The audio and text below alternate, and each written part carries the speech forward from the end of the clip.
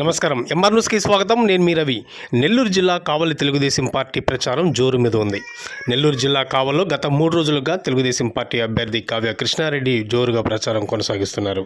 అయితే ఆయన కావలి పట్టణంలోని ట్రంక్ రోడ్లో ఉన్న షాపులలో ఆయన ప్రచారం సాగించారు. అయితే ప్రతి ఒక్కరూ కూడా ఆయన్ని ఆప్యాయంగా పలకరిస్తూ ఆయనకు సెలవులు కప్పి ఘనంగా సన్మానిస్తూ తప్పకుండా వారు సహకరిస్తామంటూ కావ్య కృష్ణారెడ్డికి వ్యాపారస్తులు భరోసాలు తెలుపుతున్నారు. ఈ కార్యక్రమంలో పలువురు తెలుగుదేశం పార్టీ నాయకులు తదితరులు ఉన్నారు.